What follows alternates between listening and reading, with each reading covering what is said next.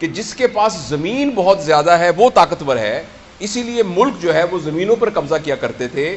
اس کے بعد جب مشینیں آئیں تو یہ پتہ لگا نہیں، جس کے پاس انڈسٹری زیادہ ہے وہ طاقتور ہے. اب یہ ہو گیا ہے کہ جس کے پاس ڈیٹا زیادہ ہے وہ زیادہ طاقتور ہے. اور آپ حیران ہوں گے کہ ایک شخص جس کا نام ایلون مسک ہے، اس نے $42 بلین کی ایک چیز خریدی ہے جو کہ اتنی بھی بڑی نہیں ہے کہ اس کو جیب میں رکھا جائے، جو کہ کہیں ہے ہی نہیں، اور جو کہ ایک ٹیڈی پیسہ پروڈیوس نہیں کرتی. اور اس چیز کا نام ہے ٹویٹر، جو کہ $42 بلین کا لیا گیا. دنیا کے 140 ملکوں میں سے 70 کے قریب ایسے ملک ہیں جن کا بجٹ $42 بلین سے کم ہے، اور اتنے کی کسی شخص نے ایک چیز خریدی ہے جو کہ ہوا میں ایگزسٹ ہی نہیں کرتی. تو آپ حیران، اس بات سے حیران نہیں اس نے کس لیے خریدی ہے ایک چیز. اور دوسرا، آپ سب اس بات پہ حیران ہوں گے کہ آپ پی ٹی سی ایل کا فون کرتے ہیں تو آپ کو پیسے دینے پڑتے ہیں، آپ کسی کو خط لکھیں تو آپ کو پیسے دینے پڑتے ہیں. یہ فیس بک مفت کیوں ہے؟ یہ واٹس ایپ کے اوپر ویڈیو کالز مفت کیوں ہیں؟ یہ آپ ہزاروں تصویریں بھیجیں، یہ مفت کیوں ہیں؟ اور جس بندے نے واٹس ایپ بنایا اس کے بلینز آف ڈالر خرچ ہوئے ہیں، وہ پاگل ہے کہ ہم سب کو مفت دے رہا ہے. فیس بک مفت کیوں؟ اس لیے کہ اس بھٹی کا ایندھن میں اور آپ ہیں. میں اور آپ ان کو ڈیٹا پرووائڈ کر رہے ہیں، ہر انڈیویجول کا. اور یہ ڈیٹا کیومولیٹ ہے. صرف ڈیٹا سے کچھ نہیں ہوتا، ساتھ ایک پیرالل جو کمپیوٹنگ پاور ہے وہ اتنی انٹینس ہو چکی ہے کہ جس کے نتیجے میں آرٹیفیشل انٹیلیجنس کی وجہ سے آپ کی ایک بات ہر فرد کی ڈیٹا کی شکل کے اندر لوگوں کے پاس موجود ہے. اور جس کے پاس ڈیٹا زیادہ ہے اب وہ اس دنیا کو رول کرے گا. گوگل نام کی ایک کمپنی دنیا کے بہت زیادہ ملکوں سے زیادہ امیر ہے، اور گوگل کوئی ایک ٹچ بٹن، ایک سوئی، ایک دھاگا نہیں بناتی. پھر وہ دنیا کی کیوں امیر کمپنی ہے؟ اس لیے کہ اس کے پاس سب کچھ ڈیٹا ہے.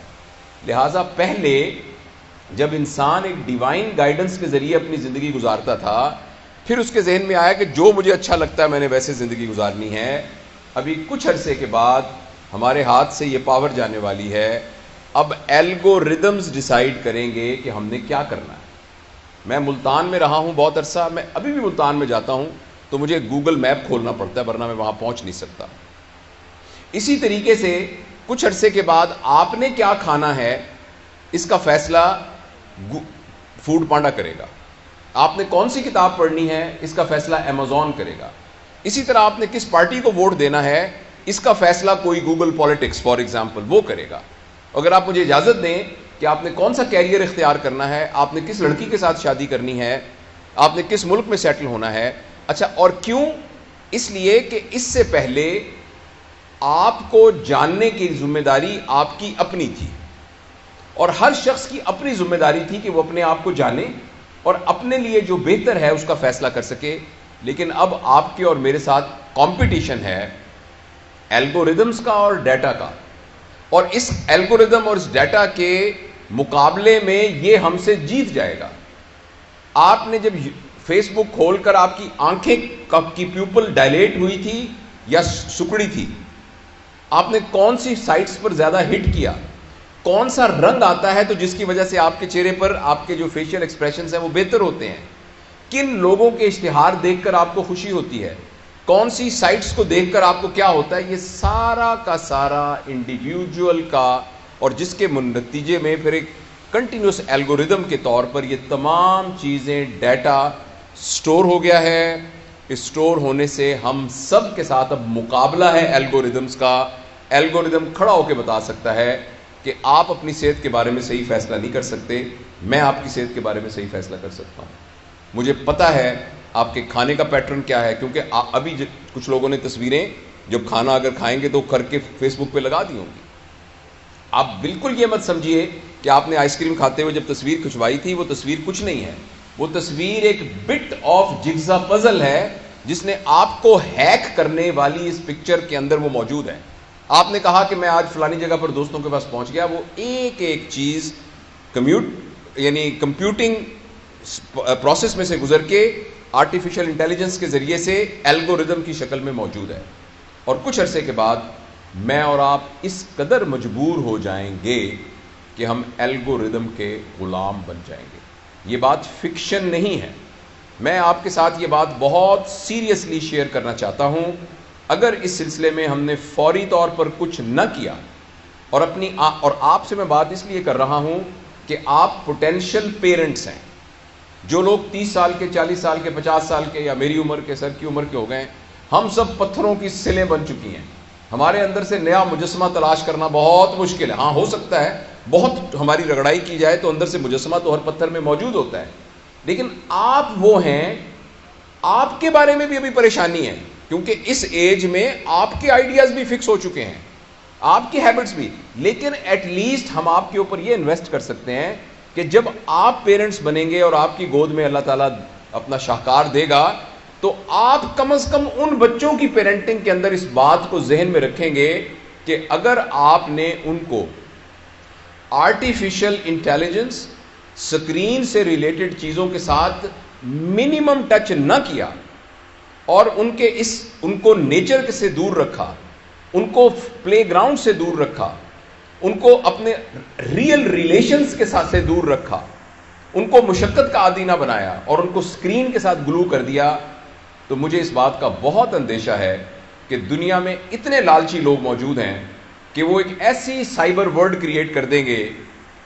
آپ نے میٹا ورس کا نام سنا ہوگا. فیس بک کا نام اب فیس بک نہیں ہے، اس کا نام میٹا ورس ہے.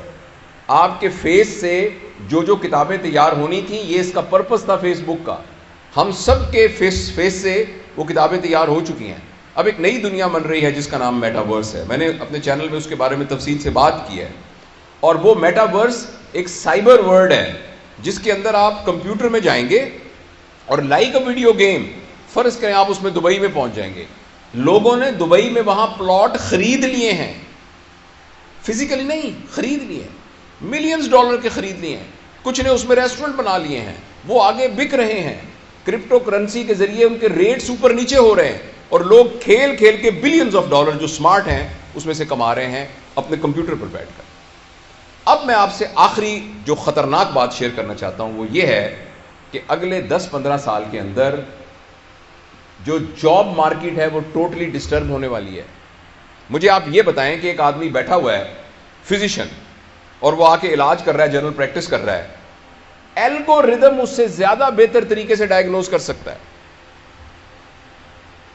کیونکہ ہیومن ایرر اس کے اندر نہیں ہوگی اور آرٹیفیشل انٹیلیجنس اتنی ہو رہی ہے کہ ایکچولی شاید ہو سکتا ہے آپ ایک ایپ ڈاؤن لوڈ کر لیں اور اپنی 60-70% بیماریوں کا خود علاج کرنا شروع کر دیں لوگ، یا کہ کمپیوٹر ایکسپرٹ کے ذریعے سے علاج کرانا. آپ کو یہ بات انہونی لگ رہی ہوگی مگر یہ بات ہونے جا رہی ہے.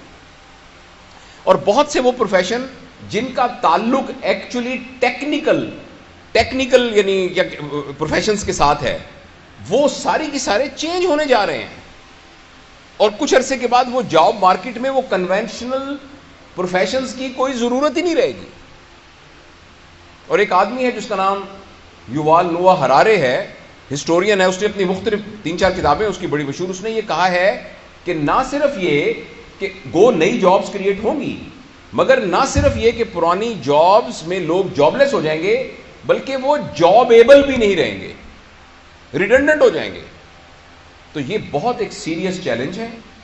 مجھے اور آپ کو اس سیریس چیلنج کے لیے تیار ہونا پڑے گا اور یہ ہماری آنکھوں کے سامنے. آپ میں سے پتہ نہیں کتنے لوگ ہیں اگر اپنے دل میں جھانک کے دیکھیں تو ہم میں سے 80-90% اسکرین ایڈکٹس ہیں. تھوڑی دیر کے بعد اگر یوں کر کے موبائل نہیں کریں گے تو ہمیں دل میں خودبود ہونی شروع ہو جائے گی، ہمیں ڈوپامین کی ڈیفیشنسی فیل ہونی شروع ہو جائے گی اور یہ اسکرین ایڈکشن بڑھتی جا رہی ہے. پلیز میں آپ کو یاد کرانا چاہتا ہوں کہ یہ اسکرین ایڈکشن میں صرف یہ خطرہ نہیں ہے کہ آپ کو پلیجر مل رہا ہے اور یہ غلط بات ہے، یا آپ ایڈکٹ ہو گئے یہ غلط بات ہے، یا آپ کا ٹائم ویسٹ ہو رہا ہے یہ غلط بات ہے. اس کا سب سے بڑا خطرہ بات ہے کہ آپ ہیک ہو رہے ہیں، آپ غلام بن رہے ہیں اور کچھ عرصے کے بعد آپ کی زندگی آپ کے اختیار میں نہیں رہے گی. اس سے بچنے کے لیے ہمیں ابھی ڈراسٹک اقدام کرنے پڑیں گے. اسکرین کے یوز کو منیمائز کرنا پڑے گا، اپنے ڈیٹا کو مفت میں آگے نہیں دینا پڑے گا اور اس سلسلے میں اپنے لیے کوئی ڈسپلن قائم کرنا پڑے گا. اس سیلفی کی کیا ضرورت ہے کھڑے ہو کے کہ جی میں اس وقت میں کڑائی گوشت کھا رہا ہوں اس لیے میری سیلفی ہے. یہ میں اپنے چچا کے گھر گیا تھا، یہ سیلفی، یہ سارا کا سارا ڈیٹا میں مثال کے طور پہ کہہ رہا ہوں، یہ سارا کا سارا ڈیٹا اکٹھا ہو رہا ہے اور ہم ہیک ہو رہے ہیں، اور اس کے نتیجے بہت خطرناک ہونے والے ہیں۔